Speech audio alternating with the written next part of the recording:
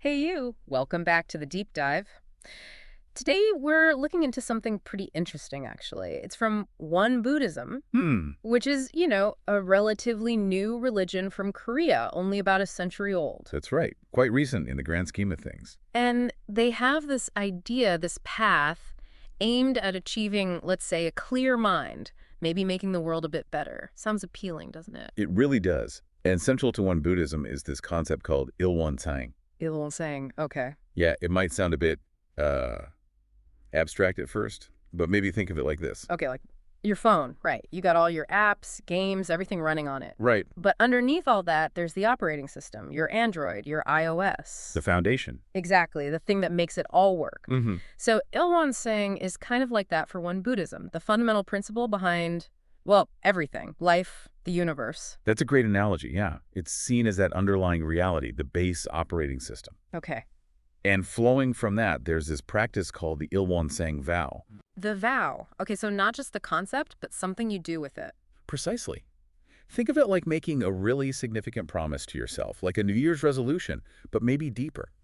A commitment to live in sync with this understanding. Like deciding you're really gonna, I don't know, read 10 pages every single day, a deliberate choice. Exactly. A deliberate commitment to align yourself with this core principle. Okay.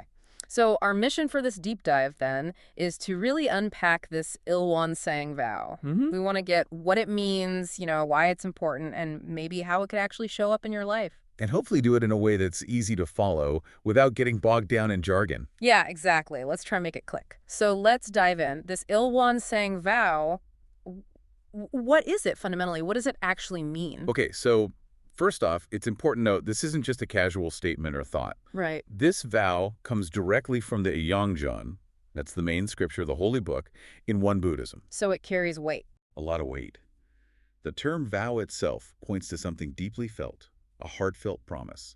It's significant, Okay, so not like I vow to take the trash out. More profound. much more profound. And Okay. essentially, this vow holds, let's say, two main layers of meaning. 2 layers. The first is about reminding ourselves constantly what Il-Won-Sang actually represents. The operating system idea? Exactly. It's understood as the root of everything, the source, the ultimate reality. But, and this is key, it's also seen as the very essence of our own hearts, Yeah. our core nature. Okay. So it's both the huge cosmic thing and something deeply personal inside us. Yes, exactly. That connection is crucial. It brings it from the abstract right into, well, you. That makes it feel much more relevant, less out there. Definitely. And the second core meaning, the vow acts as a kind of guide, a direction finder. A compass. Yeah, compass for living a better life. It's about consciously keeping this understanding of Il-Won-Sang in your mind, in your heart. Yeah. And the idea is that doing this helps you cultivate a mind that's both kind and clear. A life compass. I like that. So it's not just knowing about Il-Won-Sang, it's using that knowledge to shape how you think and act day to day. That's precisely it. You could even think of it maybe like a mission in a video game. Okay. How so? Well, you get a quest, and completing it helps your character grow, level up. Right. The Il-Won-Sang vow sort of gives you a personal quest. Become a better person by living according to this fundamental truth. Got it. A personal growth mission, guided by this core idea of how things make sense. So that's the meaning. But why do people in Won Buddhism actually say it? Awfully together, right? That's a really good question. Yes, they often recite it together in what they call Dharma assemblies. Dharma assemblies. They're regular gatherings. Exactly. Their services or gatherings for practice. Mm-hmm. And reciting the vow is a pretty central part of those for several important reasons. Okay, so what's the benefit of doing it as a group? Well, one big reason is unity, connection. Think about being at a concert, like you said, Yeah. or maybe singing a school anthem together. Yeah, there's that shared feeling. Right. Reciting the vow together fosters a similar sense of community. It aligns everyone's focus on this shared principle, this shared path. It creates a strong feeling of, okay, we're in this together. I can definitely see that. It builds that collective identity and purpose. What else? It's also about renewal, recommitment. Like hitting refresh. Exactly. This vow is a promise to live well. Mm. Right. So saying it regularly, each time they gather, acts as a reminder. It's a chance to consciously recommit to that intention. It's like setting a daily alarm for something important so you don't forget. Keeps it front and center. Precisely. Keeps the intention active. Another point is understanding. How so? The concept of Il-Won-Sang, as we've said, can be quite deep. It's not something you necessarily grasp fully the first time you hear it. Right, it takes time. It does. So by reciting the Tao regularly, the meaning can sort of seep in gradually. It resonates more over time. Like listening to song lyrics. You hear them again and again, and suddenly new layers of meaning pop out. That's a perfect analogy. Repetition helps embed the understanding. Okay, that makes sense. Anything else? Does it connect to their history? Absolutely. That's a big part of it, too. Won Buddhism was founded by Master Sotasan roughly 100 years ago. Right. And he specifically introduced this vow as a core practice for his followers. So when people recite it today, they're directly connecting with the founder's teachings, with the lineage and traditions of Won Buddhism. It's like keeping a family tradition alive, in a way, connecting to something bigger than yourself. Exactly. It links them to the roots and the ongoing values of their community. Oh, okay, that's really interesting. So deep meaning, reasons for group recitation.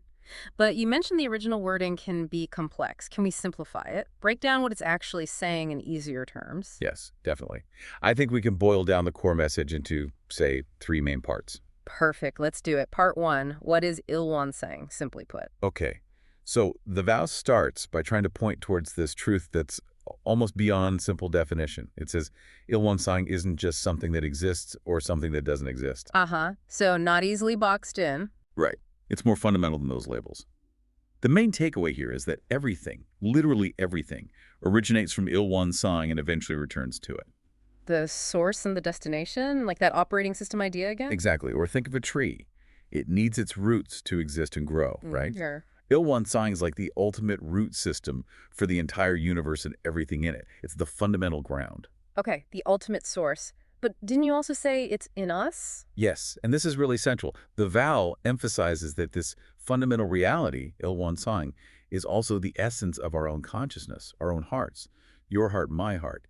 Inherently, we share this same essence. Ah, okay. That's why there's such a strong emphasis in Won Buddhism on interconnectedness. Mm-hmm. It stems from this idea that Il-Won-Sang is the common ground within all beings. We're all connected at that core level. That's a powerful idea, that deep down we're fundamentally linked. Now, you also mentioned something about it being unchanging and changing. How does that work? Yeah, that can sound a bit paradoxical at first glance. A little bit. Think of it this way.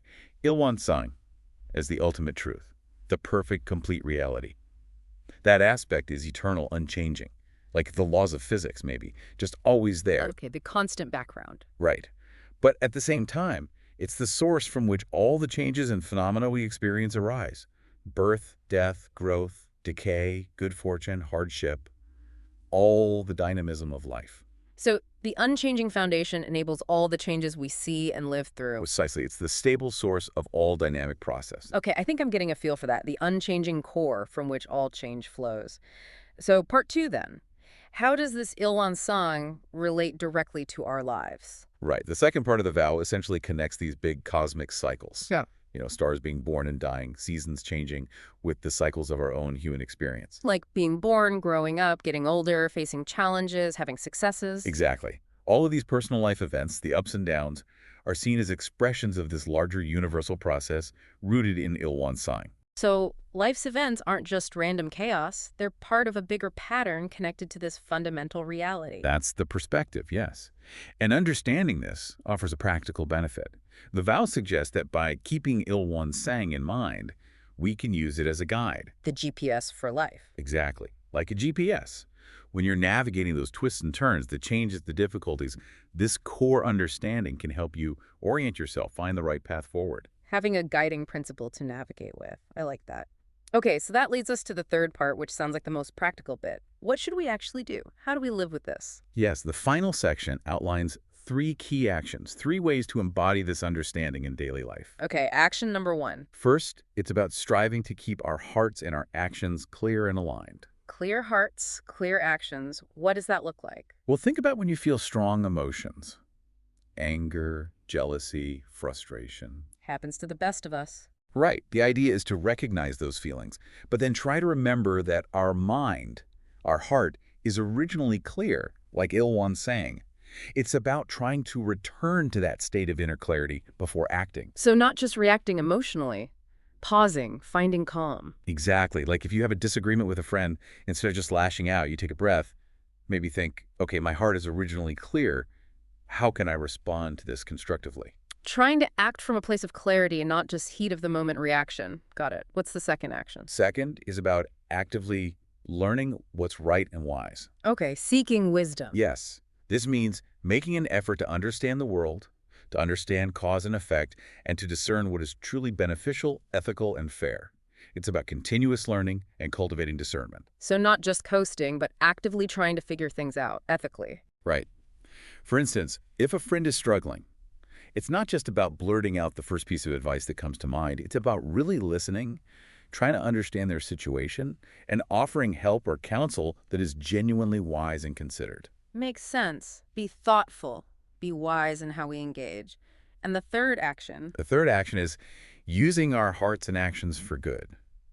This is where the inner clarity and wisdom translate into outward behavior. putting it into practice. Exactly, taking that clear heart, that wise understanding, and actually applying it through acts of kindness, compassion, and service. Even small things. Like what? Oh, it could be as simple as consciously thanking someone, really meaning it, or noticing someone seems down and just asking, hey, are you okay? Anything I can do? These small gestures that come from a place of care. So taking that inner state and making it manifest in how we treat others and engage the world? Precisely. And the vow suggests that by consistently dedicating ourselves to these three actions, clarity, wisdom, and compassionate action, something happens. We start to grow. We become kinder, wiser, less likely to follow paths that cause harm to ourselves or others. And ultimately, the goal is to feel that power, that presence of Il-Won-Sang within us more strongly, maybe even experience a sense of oneness with it. Wow. So it's a path of transformation, really. Living the vow changes you. That's the core idea, yes. Yeah. It's not just intellectual understanding. It's lived practice leading to inner change. Okay, that makes the vow feel very active, very alive. So thinking about listeners now, what are some super simple, totally manageable things someone could start doing like today, inspired by this? That's the key, right? Making it practical. The vow encourages this kinder, clearer way of being. Hmm. And yes, there are definitely simple first steps. Perfect. Give us some actionable takeaways. Okay, first, building on that last point, Hmm. focus on small acts of kindness. The vow talks about using our clear hearts in action. Right. So maybe just consciously choose one small, kind thing to do today. Really listen when someone speaks. Offer help with something simple. Check in on someone, like we said. Just one small thing. Small, doable kindness. I like it. What else? Second, maybe take just a tiny bit of time for self-reflection. Remember the idea that our minds are naturally clear. Mm-hmm. Try spending just 1 or 2 minutes, maybe at the end of the day, just quietly thinking, how was I today? Were there moments I could have responded with more clarity or kindness? A quick mental check-in. Exactly. It's not about judgment, just gentle awareness. It helps nurture that inner clarity the vow talks about. That sounds really manageable. 1 or 2 minutes. Okay, and a third step. The third thing is really just a reminder. Be patient with yourself. This is a process. Yeah. Good reminder. It's about consistent effort, little by little, step by step, Mhm. becoming kinder, clearer, wiser. It's like learning anything new, right? Like practicing soccer or playing guitar. You don't become a pro overnight. Exactly. You practice regularly. Small efforts add up. Don't get discouraged if change feels slow. Just keep putting one foot in front of the other, making those small, consistent efforts. Small, consistent actions add up. It's about the practice, not instant perfection. That makes it feel way less daunting. Absolutely. Think of the Il-Won-Sang Vow. Not as some huge mountain to climb immediately, but more like a seed. The seed. Yeah, a seed of potential for clarity and kindness that's already inside you, inside all of us. These small practices, kindness, reflection, consistent effort, are like watering that seed, Helping it grow. helping it grow. Yeah. And as it grows, it can brighten your life and maybe even ripple outwards a bit. So maybe just pick one tiny thing to try today.